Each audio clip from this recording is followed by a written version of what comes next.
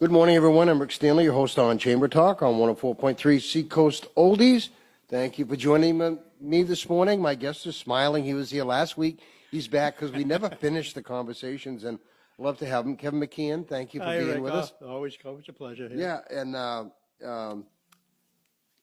week goes by, and we talk about the animals and the flowers and the plants and the things like that, and then something else happens around the house, so this last week, I'll tell you a quick story. I'm in my garage, sitting in my garage with the door open. Yeah. And this robin's trying to come in the garage, kind of buzzing me, So what's going on? So anyway, I let it go by, and I go in the house, and apparently, because I leave my garage door open when I'm home, I don't open it and close it, open and close it. Yeah. Robins were starting to nest on my garage door motor, that sits up, that pulls your garage door up and down. Yeah, they had already started building a nest up there. Because I was starting to see little things dropping on the ground going, what the heck is it, right? So I look up, sure enough, they were. So you can't have that. No. Mainly because you got to close the garage door. They wouldn't make it. They'd bang into the door or something. No. So that's kind of strange, huh? Yeah. They pick that spot. They love to be, they nest on platforms, and they love to be covered. We had one that came back, 5 or 6 years. It would come back, and it kept adding to the nest. It was under the eaves in my woodshed, which was open. It was just like sitting on top of the top sill. And every year he would add to the nest, and pretty soon it got to be like, 8 inches tall. Yeah. And every once in a while, though, we also had a hawk that was living out back, and the hawk knew that the robin was nesting there. So every couple of years, he'd clean out at least one of the clutches. Oh, really? Yeah, they would have a couple of clutches every year. Yeah. So we'd see them. We'd see the robins. They'd be back and forth feeding them, and all of a sudden, no more babies. And we pulled in the driveway one time, and the hawk was sitting right on top of the roof. Oh boy! Just kind of waiting for the robin to come back. Oh boy! So they abandoned. In fact, they abandoned the nest last year. They abandoned the nest. They didn't come back last year. Yeah, I also have an alcove area with the front door. It's another second front door. We'd never use it, but it's been a great spot for nesting because I have it's like a fake mailbox, a wooden thing nailed on the wall. Always had sparrows or small finch birds or whatever in there. But last year I took it down because I read something that, you leave them up too much, sometimes they can create disease amongst the thing. I mean, whatever. And plus I had those cowbirds. I don't even want to get into that, right? Yeah, those guys. Yeah, they have quite a survival instinct. I think we talked about that before. Well, they lay their eggs in other birds' nests, and the other birds get tricked into rearing them, and they can be invasive, actually. Yeah, I don't like them at all. When they hatched, they were. I won't go into that story, but I just don't like them. So I took the nest down last year. Yeah. So because the robins had started to make the nest where I took it down in the alcove, but it's on the top of that little mailbox thing that I've got, this fake mailbox, kind of just something to look at, is slanted. So every time this is what I'm thinking, they bring in little pieces of swale grass is what they're grabbing, most of it, right? Pieces of swale grass. They set it on top of that, it slides off because it's at an angle. Yeah. So yesterday, I took a board, I nailed it straight, flat, like a platform, like you were saying, said, right? Yeah. So we'll see what happens. I took everything that fell off and put it back up there. I don't know if they'll come back now. They probably, I bet they do. I'll bet they do. But for folks out there that are listening about bird's nests, it's really a good idea not to remove them.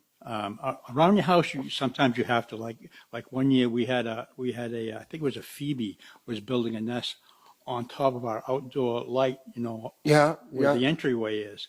And what we do is we keep like it's not a white light, it's like a dim yellow light, just enough to let you see to come in. But anyway, he was building a nest on top of that, and that, after a couple of years, that can form a hazard with the electrical, light there. So we took that one down. But other than that, you're not really supposed to remove nests of birds. But anyway, right, that's true. Yeah. You are, but around your house, federal law, I think, or yeah, something about that. But around your house, it can pose certain hazards. Yeah. So you kind of have to play it safe. I had a small crab tree that fell down in the storm a couple years ago, still growing, along with that apple tree I told you about before, which is blooming now. Oh, yeah. Beautiful blooms, Wow. but on the ground, and it's attracting.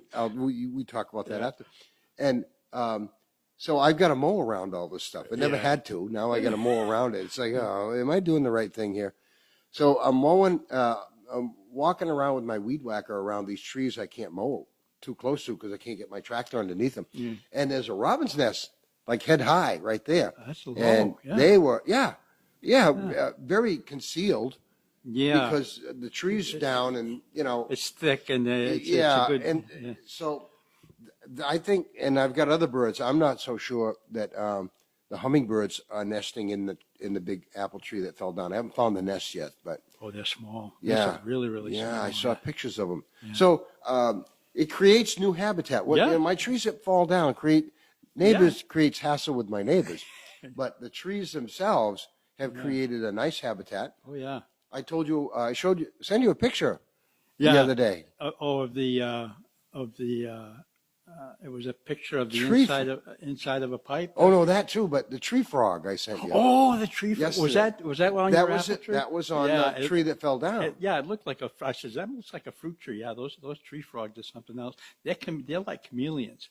An interesting fact about those tree frogs is they have like twice the DNA that we have. Wow. I mean, those guys can do a lot of stuff that we can't even think about. They can certainly change color. And that's what they do. They'll land up, like one of them, we had one that was sitting, spending its day up against the side of our cream-colored siding. Yeah. And he had turned a very, very light color. Really? And another one was on our lawn chair, right on the arm of the lawn chair, which was almost black. And he had turned a very, very dark color. So they get that's one of their survival things that they do. Is I happen to notice this one turned the color of like shaved bark. The bark of the apple tree. Yeah. And it did a pretty good job. It was hard to see when I saw the picture. I says, I wonder what he's trying to make me look at. I'm looking around and I said, oh, there he is, a tree. And of course, their natural coloration isn't all a solid color. It's mottled. It has some black lineal zigzaggy lines. It's almost a camo pattern that they have naturally, but when they change their color, that camo pattern stays and it blends right in, especially with the tree, with the bark of that apple tree. It was hard to see. I said, I was surprised to see it. I had one. You just made me think of this. That was half camo and half whatever it was. It must have been turning into. He might have just been there for. He was on the ground. I probably said, "Well, that's the oddest looking thing," because he was halfway between, probably changing. Yeah. For camouflage reasons. It could be. Could have hopped off something, and he was, migrating. You probably think I'm crazy. The things that the things you see, right? I mean, I don't know if I ever showed you a picture of that spider I had out back. That they weave their webs are like a cave going down straight. Yeah, like a silky cave going down straight. Yeah, and they're big. They're black. I got a picture I'll show you after we're done. Black and yellow, maybe. Orb weavers, I think. They're scary looking. Yeah, they're big. Yeah. And there's one that it builds it in the sand. It looks almost like a reverse anthill, and little critters fall in there. Yeah. And get caught, and the spider eats them. Yeah. And they bite pretty hard too. If you see them, they're in sand. Like there's a lot under the Mossman Land Trust has a barn on the McKeon Reserve, and it's just got a sandy floor, and there's a lot of them in there. One of the points to make in this conversation is that just because you see a spider web or you see this and that, how people don't like them, and and they Oh, brush them spiders off are and stuff. great. Boy, I mean, they catch a lot of bugs, and they got to eat too. They got to live. Yeah, a lot of flies that bug us, they'll eat. Yeah. So just swatting, as people take brooms in their garages and they, you get rid of the get cobwebs. rid of the and all cobweb. that. You got, If it's in the way, you yeah, obviously have sometimes to. you but have to do like, some of like that. we'll find a spider. A lot of times in the sink. They end up, for some reason in the morning, you get up and they end up in the sink somehow. Uh-huh. So we'll take them out of the sink and we'll put them on, like with Patty's plants in the house. Yeah. And they'll eat the aphids, the Right. scales and all that stuff. Yeah, So, there's no need to squish them. No. And sometimes we'll be sitting around talking and we'll be looking up at the ceiling and all of a sudden there goes one just walking across. Oh, I know. Pretty Yeah. big ones. I There's wonder people where that he's won't headed. tolerate that. Yeah. They got to squish whatever they see. Yeah. But they all have a reason and to be alive, and so there are some we don't like. Ticks, I don't care what tick you ever see or have, they're not good for anything. I don't think, maybe if you have backyard chickens love ticks, but So that's for food, but Yeah. they certainly aren't worth anything to me. Yeah, that's So, about it. Did we talk about milkweed last week? It's starting to come up. Anyway, I've Yeah. noticed it just starting to come Yeah, up. we have a lot of butterfly milkweed. It's the orange colored. Oh, yes, milkweed. yeah. We have a lot of that.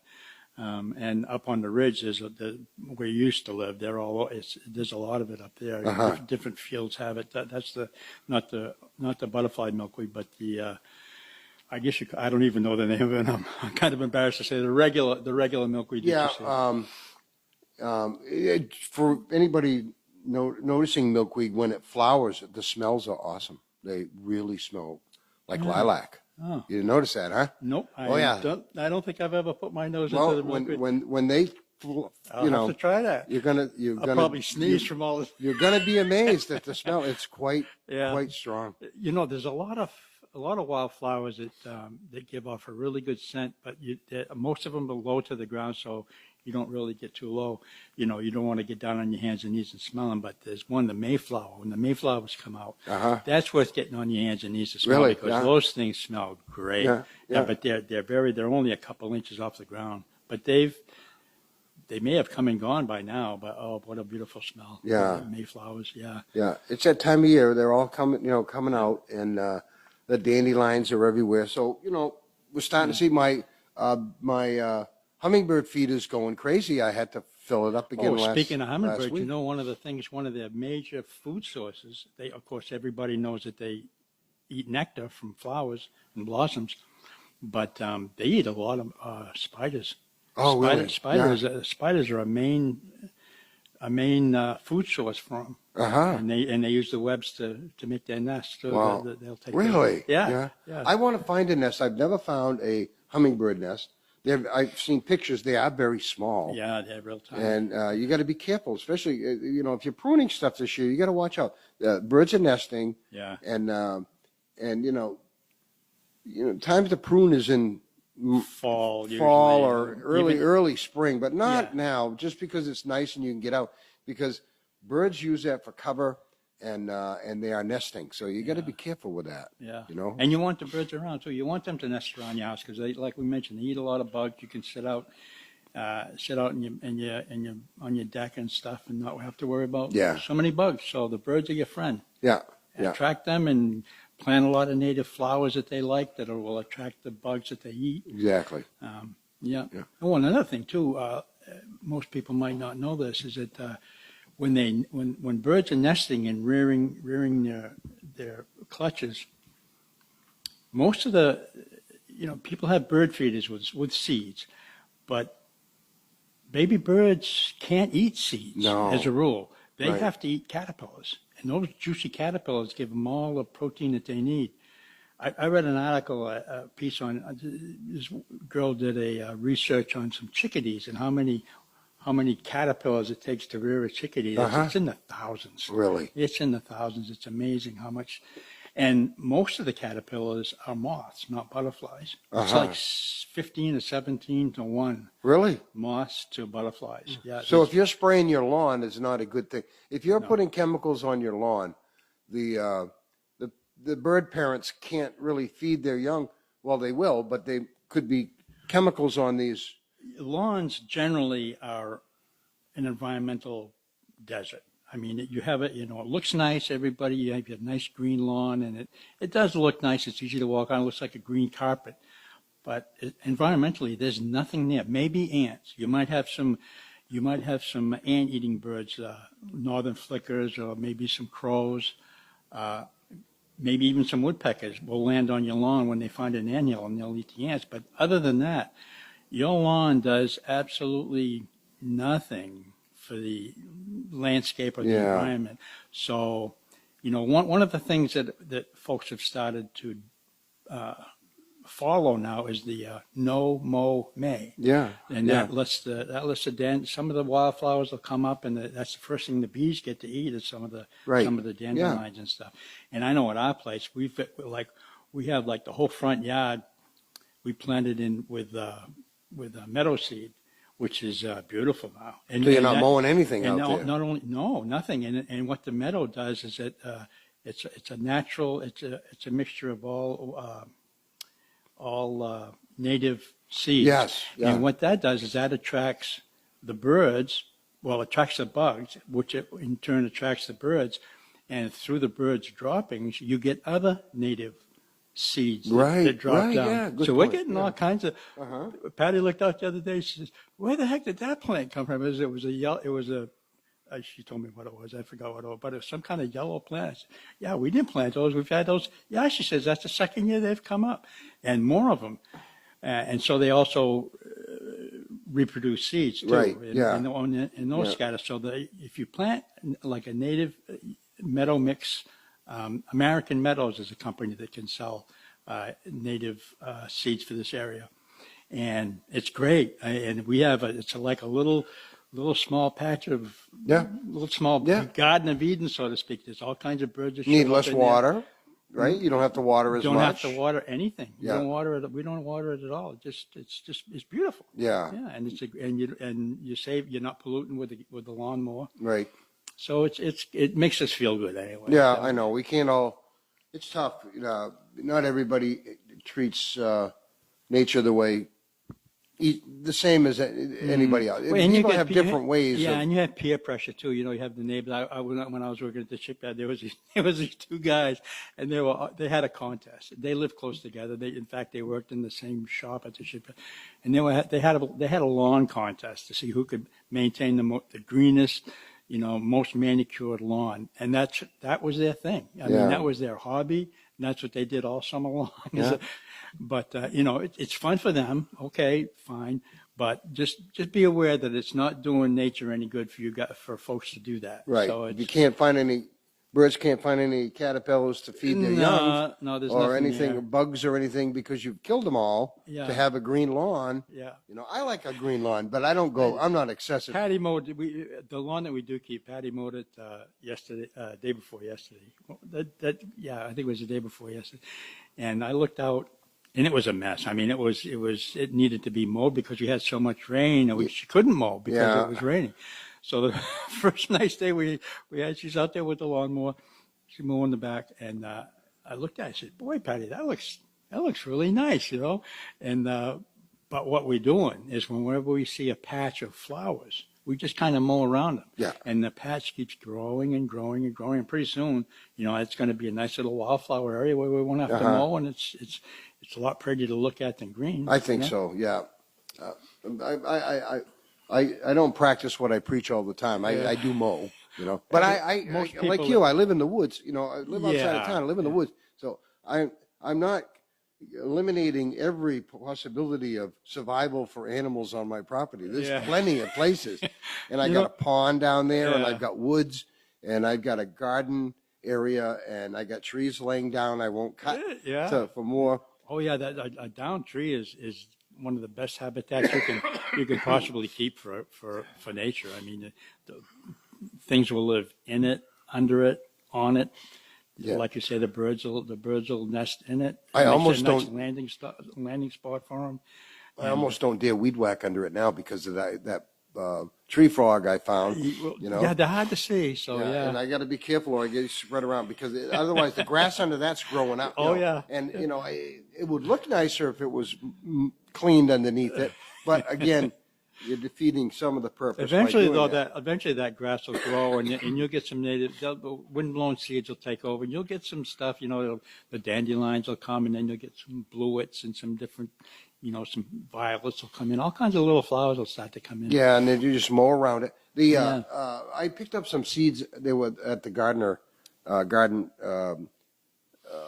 show that was month ago. Oh yeah, at the gym. Yeah. Somebody was handing out packets of wildflower seeds, and I planted them around the apple tree the other day. Yeah, so hopefully they'll come up. Sometimes a lot of folks don't get discouraged if you put out some native seeds that you get like it shows like this. Sometimes those seeds have to go through what they call a temperature stratification. It has to go through a cold spell, and then the next year it'll come up.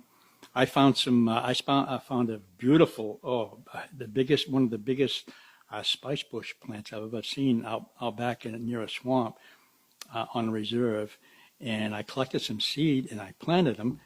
And I waited and I waited and I told Patty, I said, geez, I don't know what's wrong with this. I must have did something wrong. The next year, almost all of them came up. I had hundreds of spice bush plants, and I let them grow to be about 8 inches tall.